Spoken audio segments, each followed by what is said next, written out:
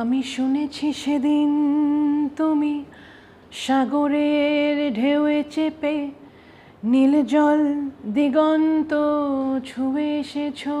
কি কার সাথে আপনি এত টাইম কি আসলে কি শুটিং করছেন নাকি?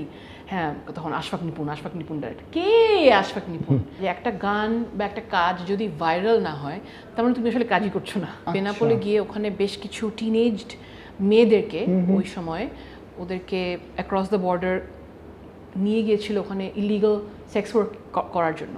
1 2 3 4 1 2 3 4 দিয়ে যে তুমি এখানে এইভাবে বাজাও আর গাওয়াটা শিখো। আমার মিডিয়াতে আসলে ফার্স্ট মানে রেকর্ডিং স্টুডিওতে কাজ করা বা কনসার্টস করা মানে একদম প্রফেশনাল লেভেলে মেইন স্ট্রিম লেভেলে ওই অ্যালবামটা দিয়ে আসলে। গানটার নাম মিথ্যা, 11 নম্বর গান, আমার এখনো মনে আছে। 4টা লাইন মাত্র, এই 4টা লাইন দিয়েই মোটামুটি আমার মিডিয়াতে কাজ করা শুরু। জার্নালিজমটা আসলে আমার চাকরি ছিল। এখন আমি একটু ব্রেক নিয়েছি বিকজ আমি এখন একটা পিএইচডি করছি মাস কমিউনিকেশনসে বাইরে। বিকজ না করে আমি খুবই অ্যাভারেজ আমার মনে হয়। This is what I think. অ্যাঙ্কারিংটা আসলে আমার একদম শখে করা। আমি খুব কম অ্যাঙ্কারিং করেছি, খুব যে একটা বেশি করেছি তা না।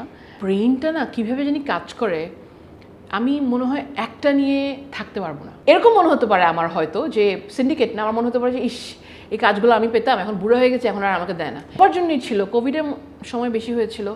এমন কিছু কাজ করতে হয়েছে, এমন কিছু মানুষের সাথে হয়তো আমার লিরিক পছন্দ হচ্ছে না, বা আমার মনে হয়েছে যে গানটা যে আমাকে দিল ওটার স্কেলিংয়ের সাথে কি এর সাথে আমার কি যাচ্ছে না।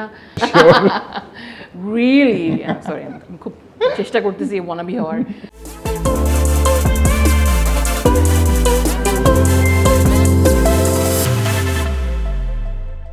হ্যালো এভরিওয়ান, আসসালামু আলাইকুম। আমি ফায়সাল তুষার চলে এসেছি সাবাফা প্রেজেন্স গ্ল্যাম টক সিজন 2 এর আরেকটি ইন্টারেস্টিং এপিসোড নিয়ে। আজকে যিনি আমাদের গেস্ট আছেন তাকে ইন্ট্রোডিউস করানোর আগে আমি আপনাদের সাথে 2-3টা কথা শেয়ার করতে চাই। অ্যাকচুয়ালি একটু গানের লাইন বলতে চাই। আমরা এখন যখন শুটিং করছি ভেতরে, বাইরে কিন্তু অনেক বৃষ্টি, ভিতরে আবার হৃদয়ের ঝড়ে আকাশ পাতাল। আজকে গল্প করতে করতে হারিয়ে যাব দুজনে। Any guesses? আই থিঙ্ক আমি এখন নামটা বলতে পারি আপনাদেরকে। Please welcome Elita Karim. Hello, welcome to glam talk. Thank you. আমি জানি না প্রপার ইন্ট্রোডাকশন দিতে পেরেছি কিনা। পারফেক্ট। তোমার গানগুলো অনেক সুন্দর। আসলে এত গান কোনটা বলবো তাই ফাম্বল হচ্ছিল একটু, কিন্তু তোমাকে দেখতে যতটা সুন্দর লাগছে আই থিঙ্ক আমাদের কনভারসেশনটা অতটাই সুন্দর হবে। ইয়েস, আমিও আশা করছি যে আমাদের কনভারসেশনটা খুব ভালো হবে। আমি তোমার প্রোগ্রামের মানে এই পার্টিকুলার ইন্টারভিউয়ের বা ইন্টারাকশনের আমি বেশ কয়েকটা লিঙ্ক পেয়েছি এবং ভিডিওস দেখেছি। ইয়েস, এবং I am little nervous. Nervous কেন? ইয়েস, আমি সবসময় একটু নার্ভাস থাকি, কোনো না কোনো একটা ভালো কোনো একটা কিছু হওয়ার আগে আমি একটু নার্ভাস থাকি। তো এনিওয়ে শুরু করি, দেখি। নার্ভাস হওয়ার কিছু নাই, কারণ আমি বলি আমার হচ্ছে সিজন 1 এর পরে কিছু মানুষ আমাকে বলেছে আমার টক শো সুন্দর হয় কিন্তু কোনো স্পাইস নাই। স্পাইসি টক শোতে নার্ভাস হতে হয়, আমার স্পাইসলেস। আমিও স্পাইসলেস না, বাট দেখি চেষ্টা করে ইন্টারেস্টিং করা যায় কিনা, দর্শকদের এন্টারটেইন করা যায় কিনা।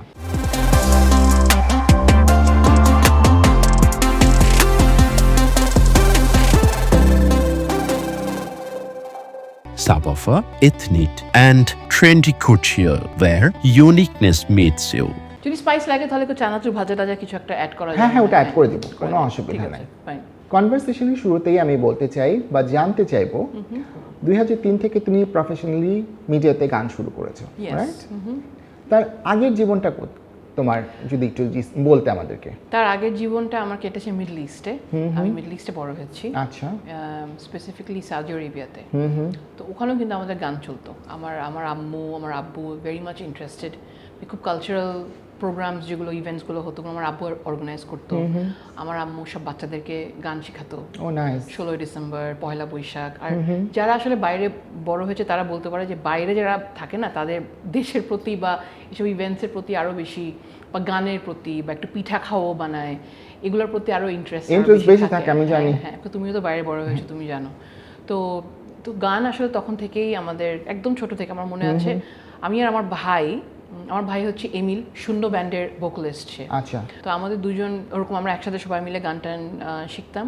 বাট আমার ক্ষেত্রে আমার মনে আছে আমার বয়স যখন হার্ডলি 4, তখন আমাদের পাশে একটা হারমোনিয়াম ছিল। ওই হারমোনিয়ামে আম্মু আমাকে ওই সারেগামা শিখিয়েছে, ওই যে রিডগুলোর মধ্যে 1 2 3 4 1 2 3 4 দিয়ে যে তুমি এখন এইভাবে বাজাও আর গাওয়াটা শিখো। এবং আম্মু তখন আসলে আম্মু আব্বু সবাই ওই সময় না রবীন্দ্রসঙ্গীতটা একটু বেশি শুনতো এবং আমার আম্মু গাইতেনও রবীন্দ্রসঙ্গীত, তখন খুব ভালো গাইতেন আম্মু। তো তখন আম্মু আমার মনে আছে প্রথম গান যেটা আমাকে শিখিয়েছিলেন চাঁদের হাসি বাদ ভেঙেছে গানটা রবীন্দ্রসঙ্গীত। তারপর গিয়ে ফুলে ফুলে ঢলে ঢলে যে গানগুলো আসলে বাচ্চাদেরকে শেখানো আমাদের সময়কার, হ্যাঁ ওই সময় রাইট লেট 80s 90s এর দিকে তখন। তো গান তো গাওয়া তখন থেকেই, স্কুলেও আমার মনে আছে আমি গান টান গাইতাম বেশি। ইউনিভার্সিটি যখন ঢুকলাম নর্থ সাউথ ইউনিভার্সিটি তখন গান নাটক এগুলো অনেক বেশি করা হতো। তারপর 2000 আমি 1-এ ঢুকেছি ইউনিভার্সিটিতে, 3-তে 2 এর শেষে 3 এর দিকে ব্ল্যাকের ফার্স্ট অ্যালবাম বের হয় আমার পৃথিবী। ওখানে ওদের সাথে ব্ল্যাকের সাথে কাজ করা হয়, ওদের সেকেন্ড অ্যালবামেও কাজ করা হয়। তো আমি ওইটাকে ধরেই বলি আমি যে আমার মিডিয়াতে আসলে ফার্স্ট মানে রেকর্ডিং স্টুডিওতে কাজ করা বা কনসার্টস করা মানে একদম প্রফেশনাল লেভেলে, মেইন স্ট্রিম লেভেলে ওই অ্যালবামটা দিয়ে আসলে 2003 থেকে। ব্ল্যাকের সাথে কানেক্টিভিটি কিভাবে ক্রিয়েট হলো?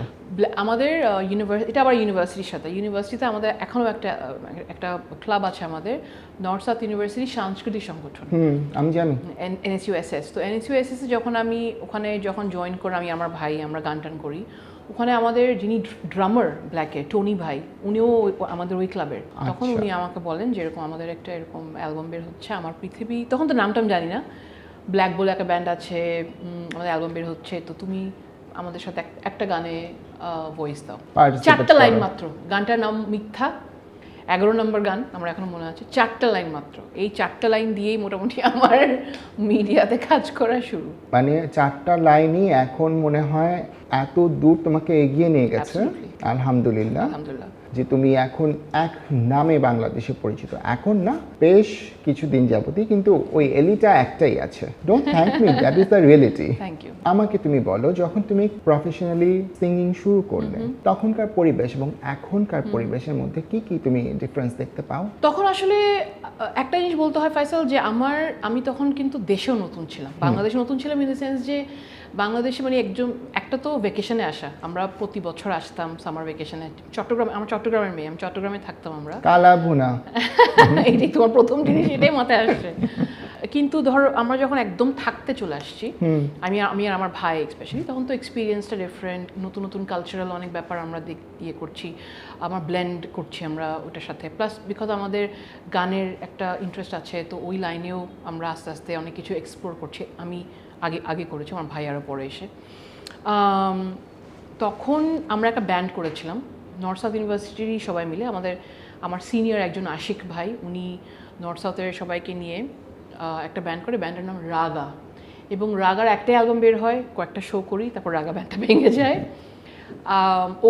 ওই ব্যান্ডের গানগুলো কিন্তু এখনও আমি কভার করি, এখনও গাই, এবং এখনও অনেক পপুলার, অনেক ফেমাস। তো ওই সময় আসলে আমি বলবো, বিকজ আমি নতুন ছিলাম, ছোট ছিলাম, এবং তখনও ওই এক্সপ্লোরিং একটা মোডে ছিলাম বলে সব কিছু খুব এক্সাইটিং লাগতো। আচ্ছা, তখন আসলে আমি একটু কমও বুঝতাম হয়তো অনেক জিনিস, যার জন্য দেখা যেত যে অনেক কাজ আমি না বুঝে পার্টিসিপেট করছি, অনেক শোতে চলে যাচ্ছি, এক্সাইটমেন্ট এরকম হয়। তো তখনের সময়টা না আমার জন্য আমি যখন চিন্তা করি আমার মনে হয় যে হুড়াহুড়ি, অস্থিরতা, বা একটা মানে অনেক প্র্যাকটিস করছি আমরা, অনেক এনার্জি, এই জিনিসটা আসে। এখনের সময়টা অনেক ডিফারেন্ট, কারণ অবভিয়াসলি আমি যে সময় কথা বলছি তখনও কিন্তু আমরা তো সোশ্যাল মিডিয়া থেকে উঠে আসি, সোশ্যাল মিডিয়ার আগে, অনেক পরে এসেছে। আমরা ছিলাম তখন ওই যে আন্ডারগ্রাউন্ড মিউজিক সিন, ওখান থেকে আমি আসছি, রাশিয়ান কালচার সেন্টার, তারপর এইসব জায়গায় গিয়ে আস্তে আস্তে মানে ব্যান্ডের প্রোগ্রামসগুলো দেখা, আমি নিজে পারফর্ম করা ব্যান্ডের সাথে। এখন অনেক ডিফারেন্ট। এখন যেরকম ধরো, এখন অ্যালবামস বলে কিছু নাই, বা ফিজিক্যাল অ্যালবামস বলে কিছু নাই, এখন পদ্ধতিটাই ডিফারেন্ট। আমি যে গান একটা রিলিজ করছি, এটা মার্কেটিং কেমন হবে, একদম শুরু থেকে শেষ পর্যন্ত কিন্তু সবকিছু অনেক অনলাইনে হচ্ছে, ডিজিটাল প্ল্যাটফর্মসগুলোকে ইউজ করতে হচ্ছে, টুলসগুলোকে ইউজ করতে হচ্ছে। আমি সবসময় একটু টেকনিক্যালি চ্যালেঞ্জ সবসময়, তো হয়তো আমার অনেকের থেকে হেল্প নিতে হয়। বাট একটা জিনিস যেটা আমি বুঝতে পেরেছি সেটা হচ্ছে, মাঝখানে আমি একটা ফেজ দিয়ে গিয়েছি যে যখন আমি শুনতাম যে ভাইরাল হতে হবে একটা জিনিস, এটা কিন্তু এখন একটু কমে গেছে আমার মনে হয়, আমি জানি কমেছে কি, আমি ইন টাচে নাই এই জন্য আমি জানি না, বাট ভাইরালের ব্যাপারটা যে একটা গান বা একটা কাজ যদি ভাইরাল না হয় তার মানে তুমি আসলে কাজই করছো না, এরকম একটা তো তখন আমিও একটু টেনশনে পড়ে গেলাম, হায় আমি যদি এখন ভাইরাল না হই তাহলে কি হবে। কিন্তু এখন আমার যেটা মনে হয় যে কনসিস্টেন্সি হেল্পস। আমি একজনের উদাহরণ দিই, বাপ্পা মজুমদার, আমি সবসময় ওনার উদাহরণ দিই, আমি ওনার অনেক বড় ফ্যান, আমিও, সবাই এবং আমি খুব লাকি যে ওনার সাথে আমি অনেক পারফরমেন্স করেছি, রেকর্ডিং করেছি, ওনার সাথে অনেক রকমের কাজ করা হয়েছে আমার। তো আমি ওনার কাছের থেকে আসলে ওনার কাজের পদ্ধতিগুলো, প্রসেসগুলো আমি দেখি, এবং একটা জিনিস যেটা আমি নোটিস করেছি যে উনি খুবই কামলি, খুবই ঠান্ডা মাথায় উনি ওনার কাজ করে যাচ্ছেন, কনসিস্টেন্টলি উনি ওনার কাজ করে যাচ্ছে। এই গানটা ভাইরাল হবে, এই গানটা কি হিট হবে, এগুলো না এত কিছু আমার মনে হয় না উনি চিন্তা করছেন, এবং এত সুন্দর সুন্দর গান উনি এখনও আমাদেরকে উপহার দিচ্ছেন। আমার মনে হয় যে এই গানগুলোই 20 বছর পরে গিয়ে আমি যখন মনে হবে যে আমি একটা এমন একটা এনভায়রনমেন্টে আছি, এমন একটা বয়সে তখন থাকবো যে আমি ওই সময়ের বাংলা আধুনিক গানগুলো শুনতে চাই। আমি জানি যে ঘুরে ফিরে কিন্তু আমার এখন যে গানগুলো উনি আমাদেরকে উপহার দিচ্ছেন ওই গানগুলো আমি শুনতে চাই, কারণ আমার মনে হবে যে তখন আরও 20 বছর পরে গিয়ে আমি জানি না আমরা কে কখন কোথায় থাকবো, কিন্তু এই গানগুলোই কিন্তু আমাদেরকে আসলে মানে আমাদেরকে ধরে রাখবে একসাথে, সবাইকে, আমাদের মেমোরিজগুলোকে ধরে রাখবে। আমি ওরকম হতে চাই। আমার ইচ্ছাটা হচ্ছে আসলে ভাইরাল না বা হিট না, আমার ইচ্ছাটা হচ্ছে তুমি মানুষের মনে জায়গা করে নিতে চাও। আমি চাই, যেমন আমি আরেকটা এক্সাম্পল দিই, এখন আমি যদি বলি নকিব খানের কাজগুলো, নকিব খান, রেনেসা ব্যান্ডের পিলু খানের কাজগুলো, মানে ওনাদের যে কাজগুলো কিন্তু অনেক আগের, 20 বছর আগে, 25 বছর আগের যে গানগুলো, ওগুলো কিন্তু আমরা এখনো শুনছি, এবং ওনার সাথে সামনে আমি কাজও করতে যাব, অলরেডি করেছি, পিলু ভাইয়ের সাথে কাজ করেছি, নকিব ভাইয়ের সাথে কাজ করতে যাব। আমার ভালো লাগে ওনাদের লিরিকগুলো, কিন্তু এখনো খুব ওল্ড স্কুল, টিউনগুলোও কিন্তু খুব ওল্ড স্কুল, কিন্তু আমার মজাই লাগে ওনাদের সাথে কাজ করতে। কিন্তু কোথায় যেন একটা কানেক্ট করা যায়, কানেক্ট করতে পারছি। জি এলিটা, সবাই তোমাকে সিঙ্গার হিসেবেই চিনে, কিন্তু সিঙ্গিং এর বাইরেও তোমার আরো 2টা জায়গায় এক্সপার্টিস আছে।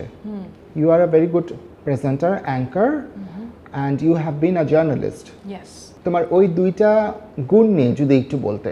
জার্নালিজমটা আসলে আমার চাকরি ছিল, এখন আমি একটু ব্রেক নিয়েছি, বিকজ আমি এখন একটা পিএইচডি করছি মাস কমিউনিকেশনসের বাইরে, যার জন্য আমি এখন জার্নালিজমের সাথে ওই অর্থে ফ্রিল্যান্স করছি একটু, বাট ওই অর্থে নাই, কারণ আমি ডেইলি স্টারে 20 বছর চাকরি করেছি অ্যাজ এ জার্নালিস্ট, পরে আমি ওয়ান অফ দি এডিটরসও ছিলাম। ওখান থেকে আমি ব্রেক নিয়ে আমি আমার পড়াশোনাটাকে একটু ভাবলাম যে একটু প্রাধান্য দিয়ে আমি যে একটু হায়ার স্টাডিজ, একটু রিসার্চে যাই, তো আমি এখন ওটা করছি। তো আমি বলবো যে আসলে আমি এমন একটা মানুষ যে আমি ফোকাস করতে পারি না একটা জিনিস, আমার অনেক কিছু একসাথে করতে হয়। ফোকাস না করি এত সাকসেসফুল, ফোকাস না করে আমি খুবই অ্যাভারেজ আমার মনে হয়। This is what I think. কোনো আর্টিস্ট কোনোদিন নিজের কোনো কিছু নিয়ে হ্যাপি থাকে না, এটাই আসলে ট্রু, এটা ঠিক। কিন্তু আমি যদি জার্নালিজমের কথা বলি, I am very much passionate about this field. আমি নিজে হয়তো এখন ডেইলি ওয়ার্কিং জার্নালিস্ট না, বা আমি এখন এই মুহূর্তে কোনো পাতা দেখছি না, কোনো ম্যাগাজিন দেখছি না, বাট আমি অন্যদের কাজগুলো দেখছি, এবং আমি আশা করি যে আমার once I am done with my PhD, তখন আমি আবার এই লাইনে কাজ করার ইচ্ছা আছে আমার, ডেফিনেটলি কাজে ব্যাক করতে চাই এই লাইনে। হ্যাঁ, জার্নালিজমে আমি একটা সময়ের কথা বলবো যখন আমি খুবই প্রাউডলি অনেক কাজ করেছি। আমার অনেক আর্টিকেলস বের হতো, আমি অনেক এডিটিং করতাম, আমি অনেকের সাথে কাজ করার সুযোগ পেয়েছি। একটা কাজ ছিল যেটার জন্য আমাকে রেড ক্রস ইন্টারন্যাশনাল একটা অ্যাওয়ার্ডও দিয়েছিল, বেস্ট আর্টিকেল অ্যাওয়ার্ড। সেটা হচ্ছে 2009-10 দিকে আমি বেনাপোল চলে গিয়েছিলাম।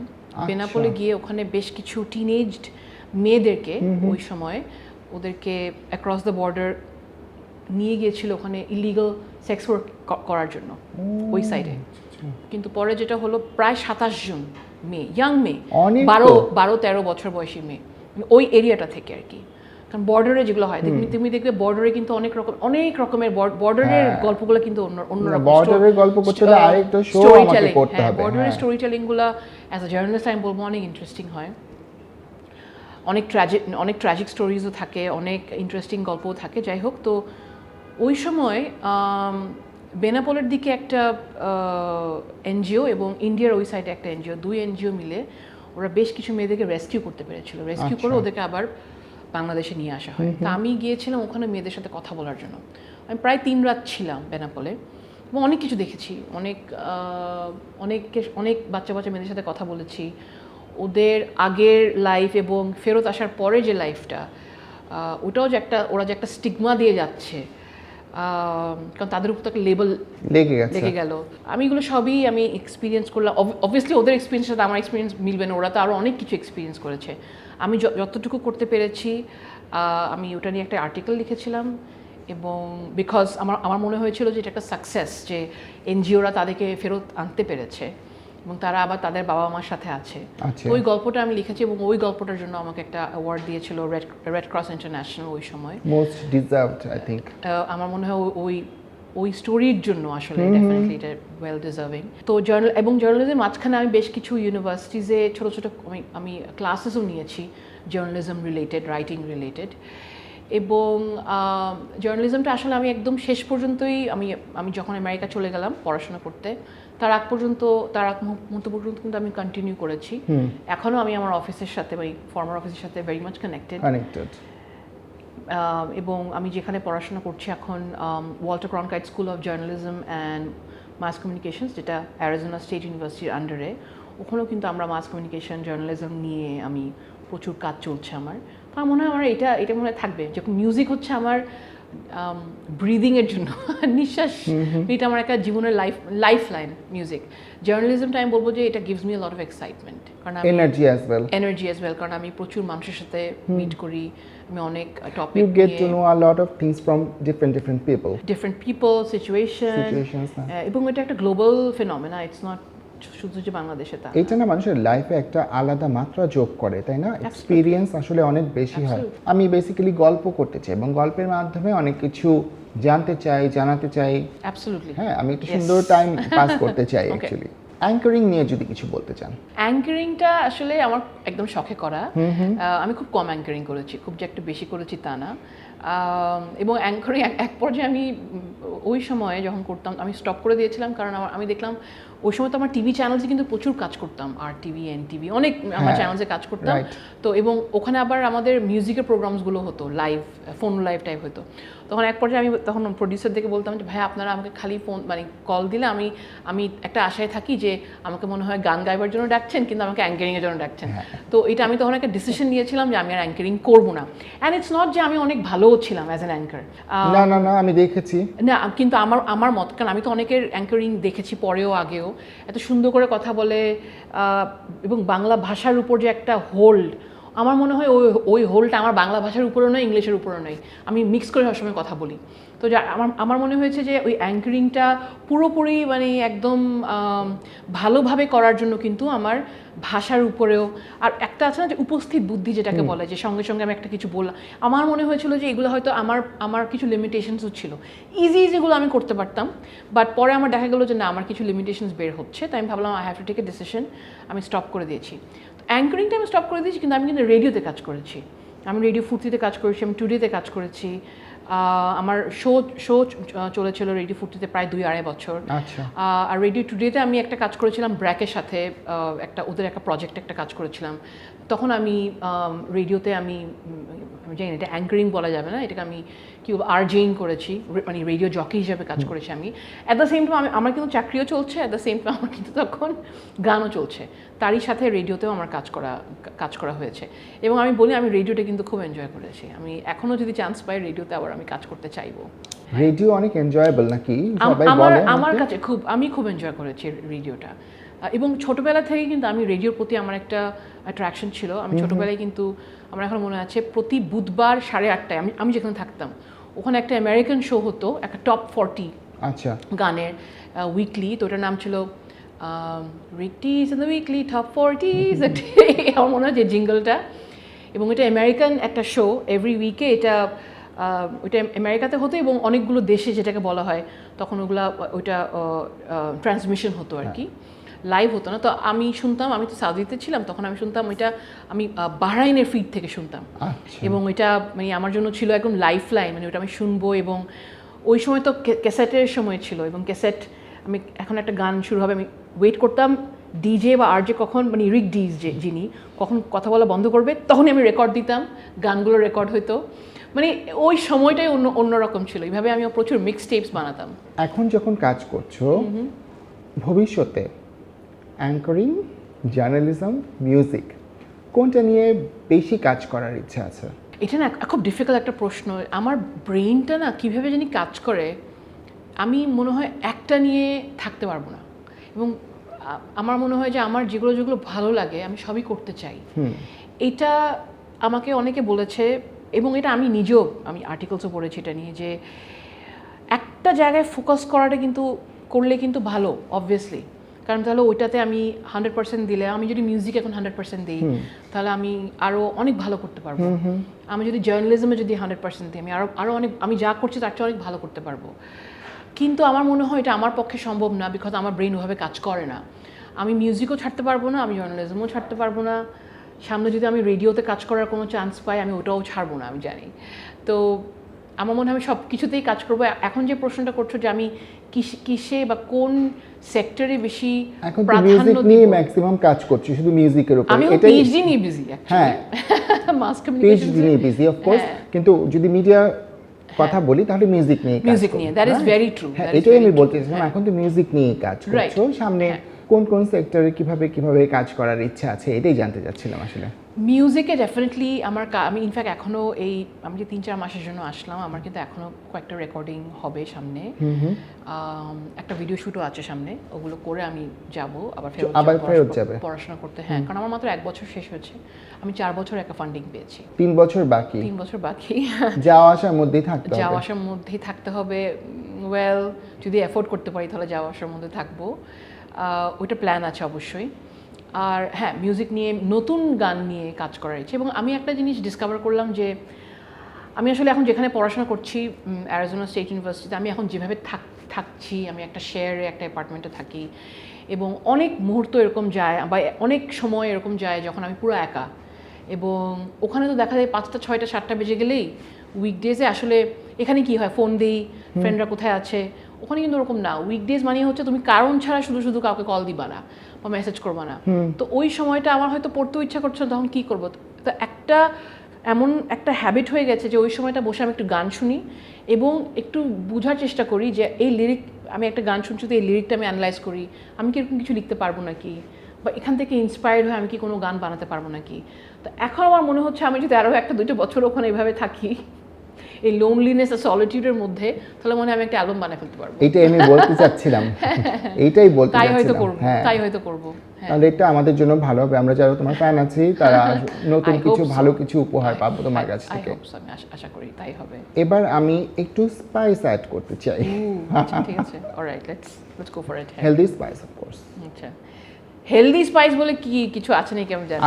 আচ্ছা, হেলদি স্পাইস বলে কথা আছে। আচ্ছা, বলো। প্রত্যেকটা ওয়ার্কিং সেক্টরে, সেটা মিডিয়া হোক, মিডিয়ার বাইরে হোক, কর্পোরেট হোক, সব জায়গায় নিশ্চয়ই শুনেছো একটা সিন্ডিকেট ক্রিয়েট করা হয়। তুমি যতদিন কাজ করছো বা যে সেক্টরগুলোতে কাজ করছো, ওখানে কি কখনো তোমাকে সিন্ডিকেটের শিকার হতে হয়েছে যে একটা সিন্ডিকেট গ্রুপ অফ পিপল নিয়ে কাজ করছে, সেখানে তুমি যোগ্যতা থাকার পরেও তুমি এন্টার করতে পারছো না বা ওই ভালো প্রজেক্টগুলো তুমি পাচ্ছ না, এরকম কি কোনো ঘটনা ঘটেছে? অফকোর্স ঘটেছে, কিন্তু ওটাকে যতটুকু সুন্দর করে বলা যায়। কোনো ঘটেনি কেন আমি বুঝাই বলি। আমার মনে হয় আমি যে ইন্ডাস্ট্রিতে কাজ করছি মিউজিকে, এখানে আমাদের অনেকগুলো গ্রুপস আছে, প্রতিটা গ্রুপই, মোস্ট অফ দ্য গ্রুপই কিন্তু মোটামুটি একটা উন্নত একটা জায়গায় আছে। তুমি যেটা বলছো এটা আমি বুঝতে পারছি, এটা হয়তো ফিল্ম অ্যান্ড টেলিভিশনের লাইনে হয়তো একটু বেশি প্রমিনেন্ট, ফ্যাশনেও ডেফিনেটলি বেশি, হ্যাঁ অনেক। কিন্তু আমি মিউজিক ইন্ডাস্ট্রিতে যদি আমি বলি, তাহলে আমিও যে গ্রুপের মধ্যে, গ্রুপ বলতে কি যারা বন্ধু, আমি তো অনেকের সাথে কাজ করেছি, যে যার সাথে কমফর্টেবল তার সাথে কিন্তু তারা পরবর্তী কাজগুলো করতে চায়।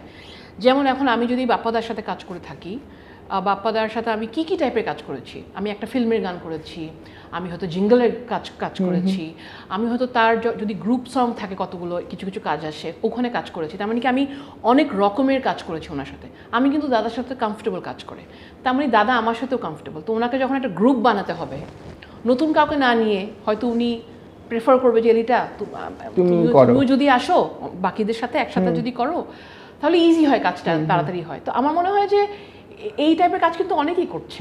এখানে কিন্তু কোনো ব্যাড ব্লাড নাই এখানে, অ্যাটলিস্ট আমি যতটুকু দেখেছি এখানে আমি কোনো রকমের আনহেলদি বা নেগেটিভ কোনো কিছু দেখিনি।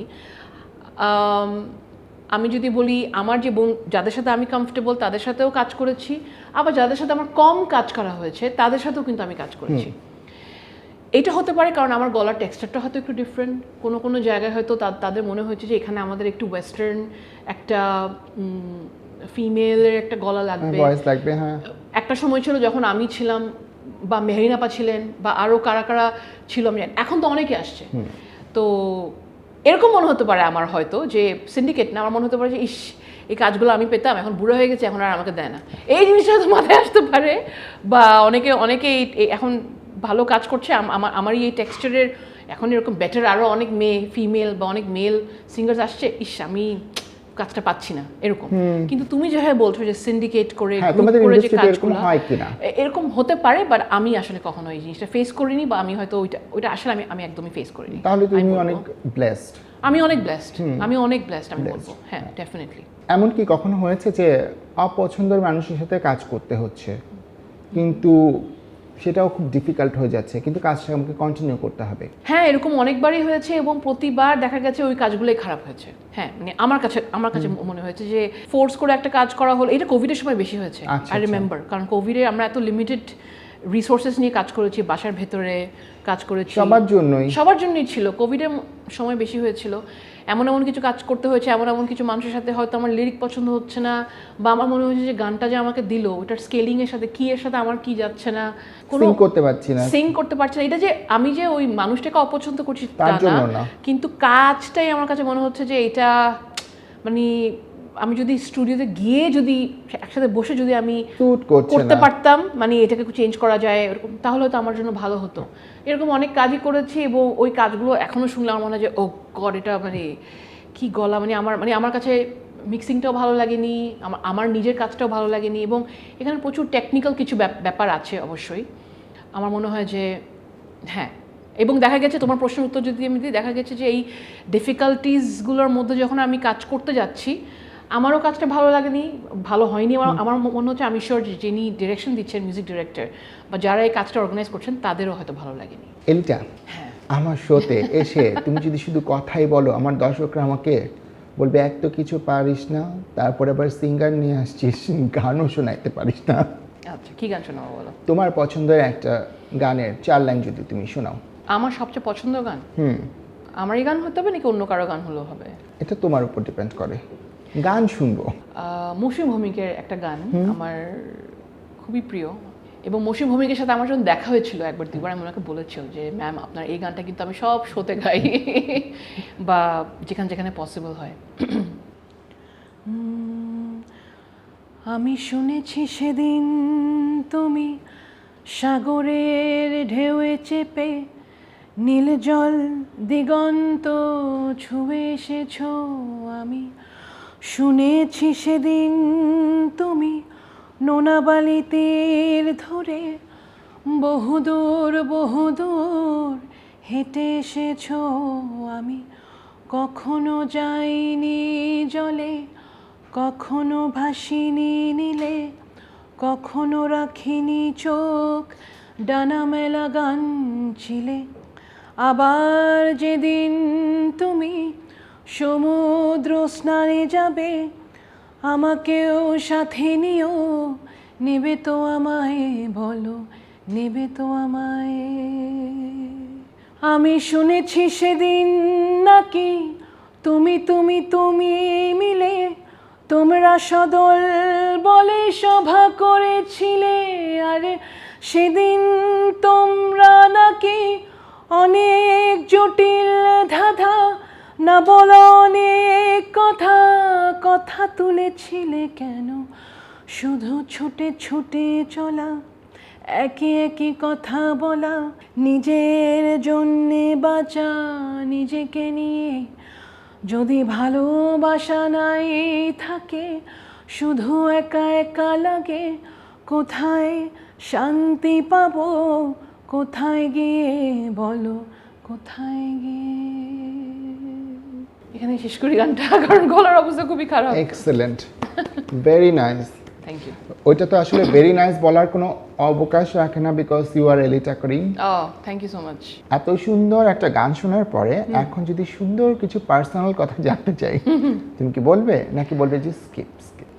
তুমি জিজ্ঞেস করো, ডিপেন্ড করে প্রশ্নগুলো। প্রশ্নগুলো ভালোই হবে অফকোর্স। বলো। ভালোবেসে বিয়ে করেছো Yes.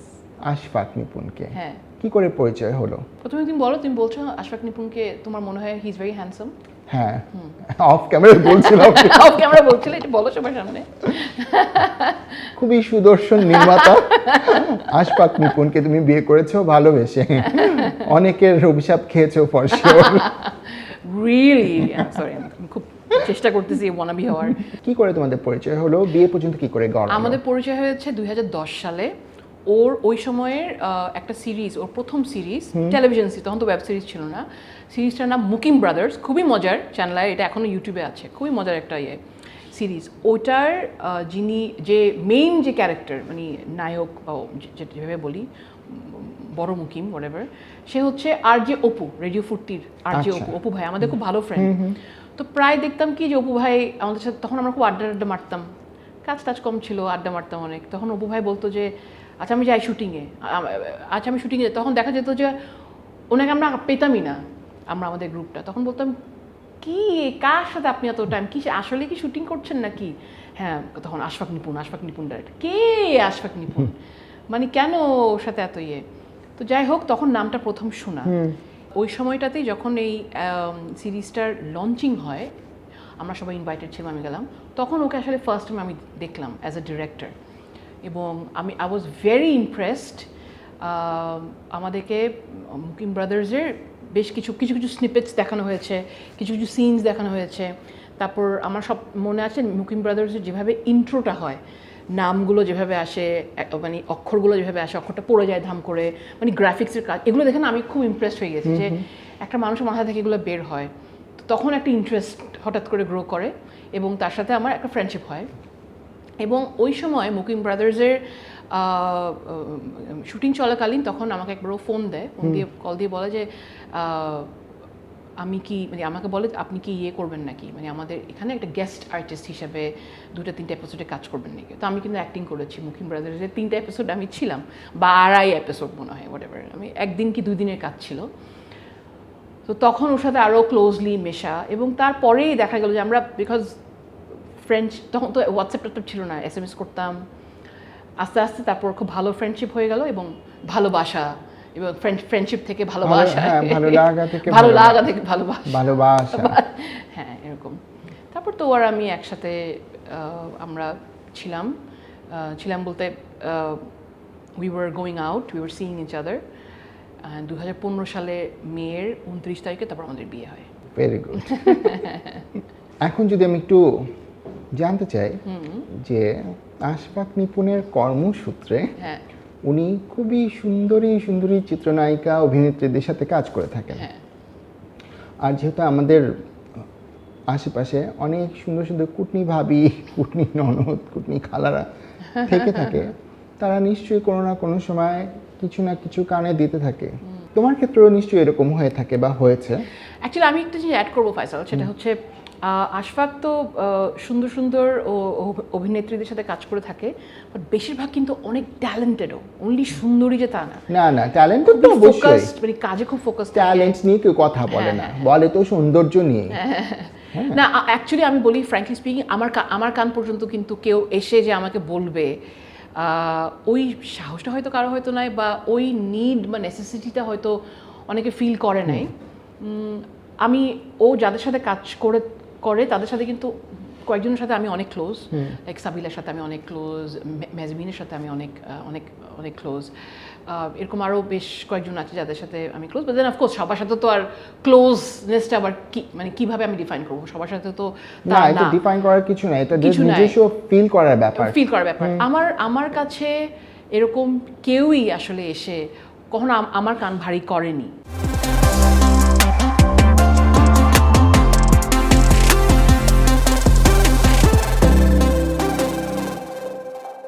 Subwoofer, ethnic and trendy couture where uniqueness meets you.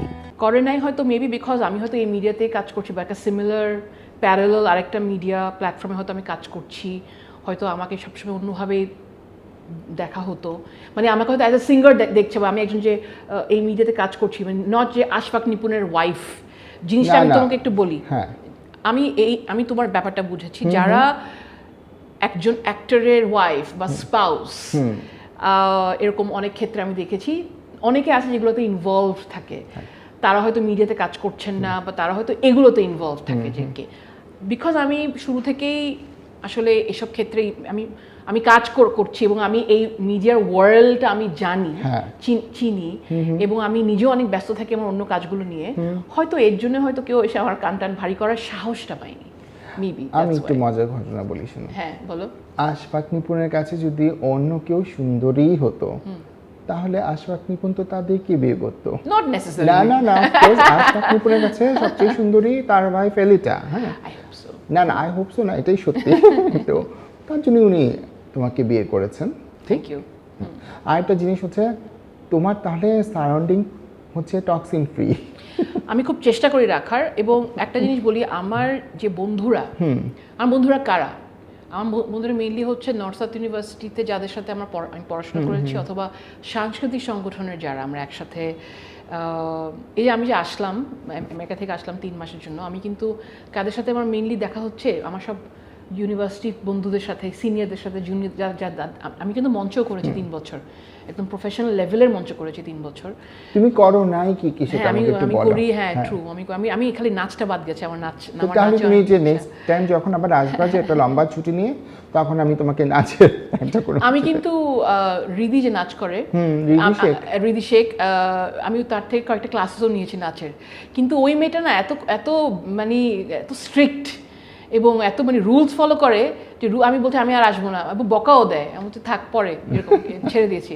বা জোকস অ্যাপার্ট, আমার বন্ধুদের ব্যাপারে যদি আমি বলি, যে কয়েকদিন আগে আমরা সবাই গাজীপুরের দিকে গেলাম, এক রাত থাকলাম, তো আমার যে বন্ধুরা, আশফাকও ছিল, আমরা সব ফ্রেন্ডসরা এখন তাদের স্পাউসেস, আমার ছেলের ফ্রেন্ডস বেশি, আমার ইউনিভার্সিটি, তাদের স্পাউসেস, তাদের বাচ্চা কাচ্চা সবাই মিলে গিয়েছে, এবং তারাই কিন্তু আমার কি বলবো পিসফুল জায়গা, তাদের সাথেই কিন্তু সারাক্ষণ যা গসিপ টসিপ ওদের সাথে করা।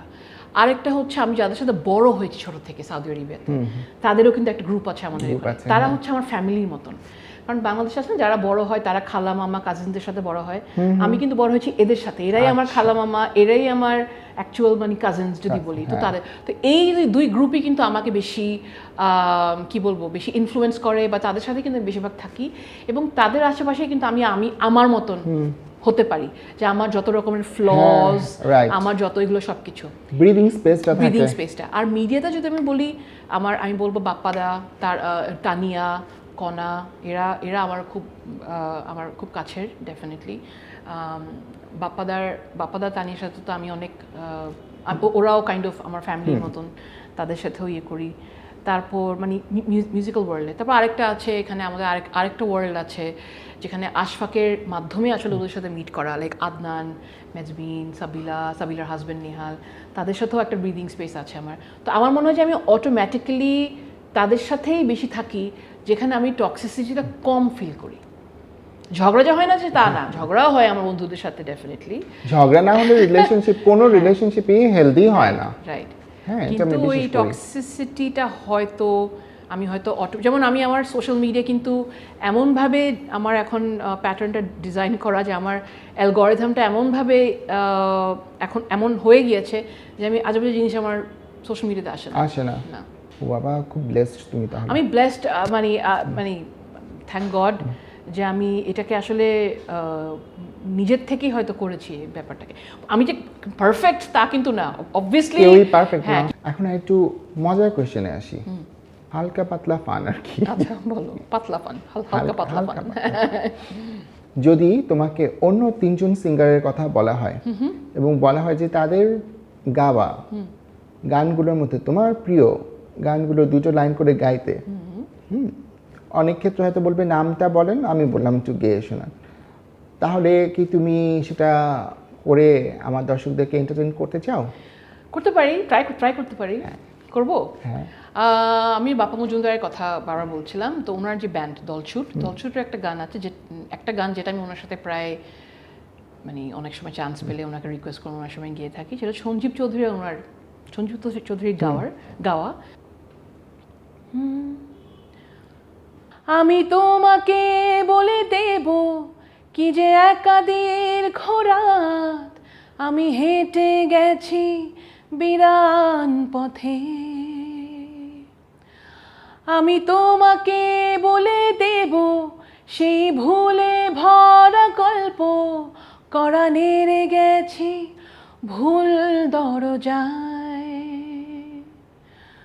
ছুঁয়ে কান্নার রং, ছুঁয়ে জোছনার ছায়া, ছুঁয়ে কান্নার রং, ছুঁয়ে জোছনার ছায়া। এক্সেলেন্ট। এটা দলছুটের আমার একটা খুব প্রিয় একটা গান। হ্যাঁ, আরও দুইটা এটা রেনেসার একটা গান, এবং এই গানটা কিন্তু কভার করেছিল নীলুফার ইয়াসমিন, মানে একটা ভার্জন করেছিল রেনেসার সাথে। তো এই গানটা আমার খুব প্রিয়, স্পেশালি ওই নীলুফার ইয়াসমিনের ভার্জনটা। কিন্তু এই গানটা গেয়েছিলেন কিন্তু ফার্স্টে আমার ধারণা বগি ভাই। রেনেসা আমার খুব প্রিয় একটা ব্যান্ড। হৃদয় কাদা মাটির কোনো মূর্তি নয়, আঘাত দিলে ভেঙে যাবে মন, উড়ন্ত কোনো বেলুন নয়, ফুল ফোটালে চুপসে যাবে হৃদয়, কাদা মাটির কোনো মূর্তি নয়, আঘাত দিলে ভেঙে যাবে মন, উড়ন্ত কোনো বেলুন নয়, ফুল ফোটালে চুপসে যাবে হৃদয়, কাদা মাটির কোনো মূর্তি নয়, আঘাত দিলে ভেঙে যাবে।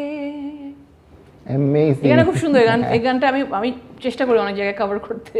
খুব সুন্দর, তোমার ভয়েসে শুনে আরো ভালো লাগছে। Thank you. এখন লাস্ট ওয়ান। এই গানটা আমার খুবই প্রিয়। এই গানটা আমি অনেক জায়গায় কভার করে থাকি। বাংলা ব্যান্ডের প্রথম অ্যালবাম আনুশা আপু গিয়েছিল, এবং গানটা শুরু করেছেন এবং লিখেছেন জাহিদ আহমেদ। উনি এখন একটা ওটিটি প্ল্যাটফর্মে চাকরি করেন, জাহিদ ভাই।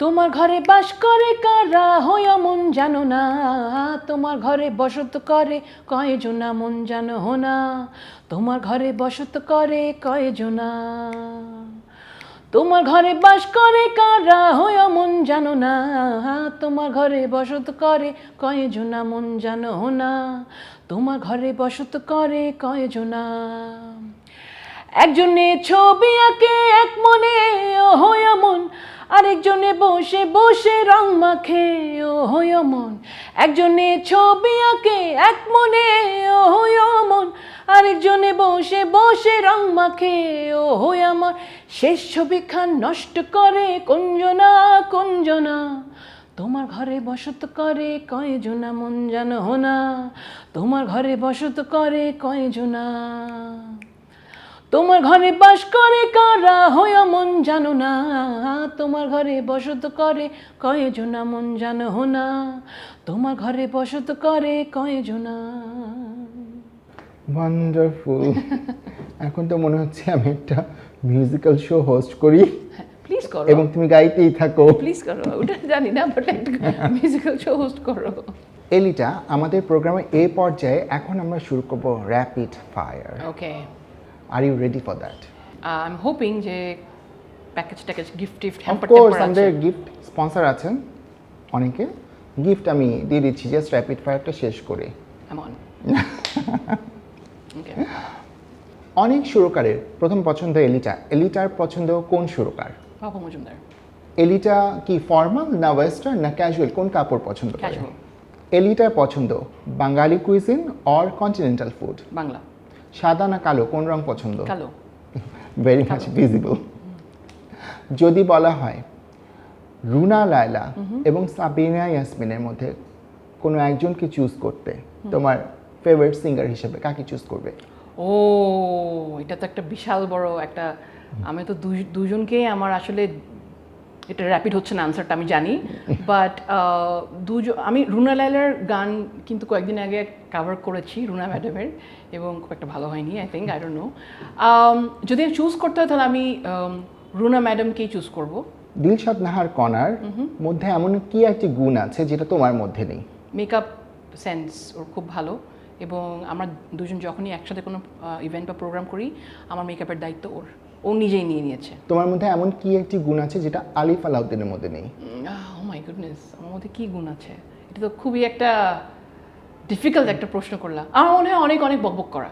আলিফ আপু কিন্তু অনেক আড্ডা মারে, আমরা দুজনই আড্ডাবাজ, কিন্তু আমার মনে হয় যে আমার আড্ডার ইয়েটা অনেক সময় লাইন ভেঙে অন্যদিকে চলে যায়, কিন্তু আলিফ আপু can actually keep walking on a straight line. আমার ওরকম হয় না অনেক সময়।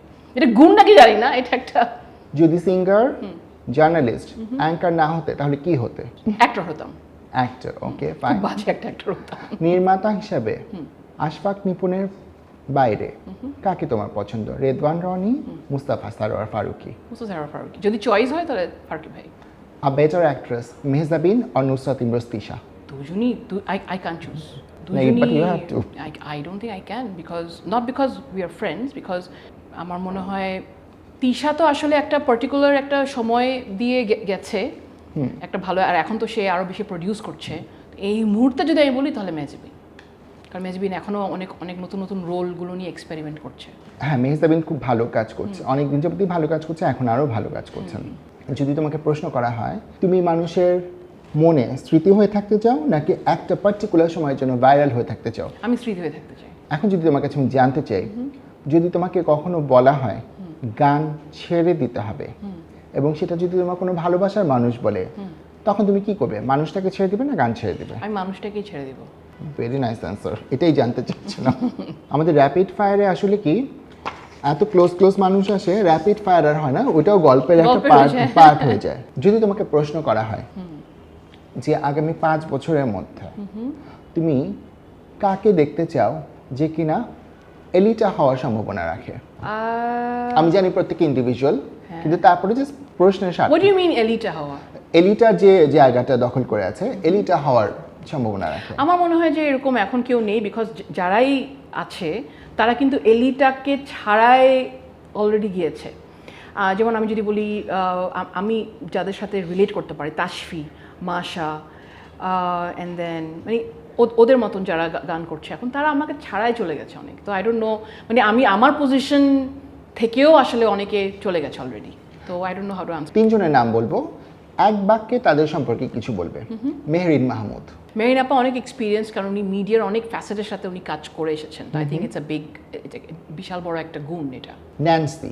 I am very proud of Nancy, কারণ আমার মনে হয় যে সে তার সিঙ্গিং ক্যারিয়ারে বেশ অনেকগুলো মাইলস্টোন কভার করেছে, এবং ওটাও অনেকে কিন্তু করতে পারে না। তো আমার মনে হয় যে she is done a really really good job. And of course Tahsan Khan. Tahsan ভাই তো আমি বলবো, আমি আমার ক্যারিয়ার মানে আমার প্রথম কাজ শুরু কিন্তু করেছি তাহসান ভাইয়ের ব্যান্ডের সাথে, ব্ল্যাকের সাথে। তো ওখান থেকে উনি যে অবস্থায় উনি এখন আছেন, যে জায়গায় এসেছেন, উনি একজন লেখক, উনি একজন অ্যাক্টর, উনি একজন অ্যাঙ্কার, উনি একজন ডেফিনেটলি সিঙ্গার, কম্পোজার, রাইটারও, মানে লিরিসিস্ট, সব উনি অনেকগুলো কাজ করেছে একসাথে। তো আই থিঙ্ক দ্যাটস ওয়ান্ডারফুল। এটাকে আমি কি কমেন্ট করবো আমি জানি না, এরকম যদি হতে পারতাম তাহলে তো ভালোই। ওয়ান্ডারফুল, ভালো লাগলো। র্যাপিড ফায়ার যদি একটু স্লো ফায়ার, একটু স্লো ফায়ার, হ্যাঁ, তারপরে র্যাপিড ফায়ার মানে তুমি অনেক সুন্দর স্ট্রেট কাট অ্যান্সার দিয়েছো, যেটা তুমি মানে ফিল করো, মিন করো, সেটাই তুমি বলেছো। ডেফিনেটলি। শো শেষ করার আগে আমি জানতে চাইবো, এলিটা আগামী 5 বছর, 10 বছর, 15 বছর পরে নিজেকে কোথায় দেখে? যদি বেঁচে থাকি, ইনশাআল্লাহ বেঁচে থাকবা। 5 বছর যদি বলি তাহলে আমি আমার পিএইচডি কমপ্লিট করে আমি একটা মানে আমার পিএইচডি সাথে রিলেটেড কোনো একটা কাজে আমি ঢুকতে চাই, যেখানে আমি মেন্টর করতে পারবো, যেখানে আমি আমার স্পেশালিটি নিয়ে কাজ করতে পারবো, স্পেশালিটি নিয়ে। 10 বছর যদি বলি, ওই 10 বছরের মধ্যে আমি একটা এক্সপার্টিজ লেভেলে আসলে আমি আসতে চাচ্ছি, নাহলে এত কষ্ট করে পিএইচডি কেন করা।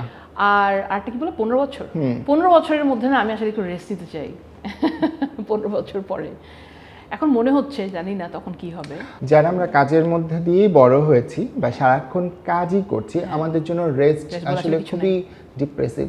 হ্যাঁ একদম ডিপ্রেসিং। হ্যাঁ 15 বছর পর আমি আবার স্টার্ট করতে চাই আমার লাইফ, আবার নতুন করে শুরু করতে চাই সবকিছু। আমরা আসলে যখন টায়ার্ড হয়ে যাব তখন আমাদের আসলে কিছুদিন গ্যাপ নিয়ে আবার একটা নতুন করে স্টার্ট করাটাই আমার মনে হয় বেটার আমাদের জন্য। অ্যাবসলিউটলি। সো এলিটা, অনেক অনেক ভালো লাগলো তোমার সাথে একটা সুন্দর আড্ডা মারতে পেরে। আমি এটাকে টক শো বলবো না, বলবো আড্ডা মারা। অনেক কিছু জানলাম, আমার দর্শকরা জানলেন, তাদেরকে জানাতে পেরে আমি অত্যন্ত আনন্দিত, আমি নিজে জানতে পেরে অত্যন্ত আনন্দিত। তোমাকে অনেক অনেক ধন্যবাদ, তোমার এত ব্যস্ত সময় থেকে তোমার এত ভ্যালুয়েবল টাইম তুমি বের করে আমাদেরকে দিয়েছো। আমাদের গ্ল্যামার্স এবং গ্ল্যামটকের পুরো টিম থেকে তোমাকে অনেক অনেক ধন্যবাদ এবং তোমার ফিউচারের জন্য অনেক অনেক শুভকামনা। Thank you so much Faisal. আমি বলি I had a lot of fun today, এবং আমি তো আড্ডাবাজ মানুষ, এবং এই আড্ডাটাও আমি খুবই এনজয় করেছি। এবং আমি গ্ল্যামার্সের সব মানে পুরো টিমকে আসলে জানাতে চাই ধন্যবাদ যে আপনারা আমাকে ইনভাইট করেছেন এই ইন্টারভিউতে, এই টক শোতে। আমার মনে হয় যে এই টক শোটা বারবার আমি ডিজিটাল প্ল্যাটফর্মে বারবার ফেরত গিয়ে আমি দেখতে পারবো, এবং আমি একটা মজার একটা টাইম যে আমি আজকে স্পেন্ড করলাম, এটা মেমোরিতে থেকে যাবে, এবং আমার মনে হয় যে এটা খুব ইম্পর্টেন্ট। একটা ভালো একটা মেমোরি নিয়ে আমি ফেরত যাবো আজকে। Thank you so much. শেষ করার আগে তোমার গিফটগুলো তোমাকে আমার বুঝিয়ে দিতে হবে। আমাদের এই গ্ল্যামটক সিজন 2 এর টাইটেল স্পন্সর হিসেবে আছে সাবাফা, অ্যাক্টর সুহানা সাবার ব্র্যান্ড ওটা।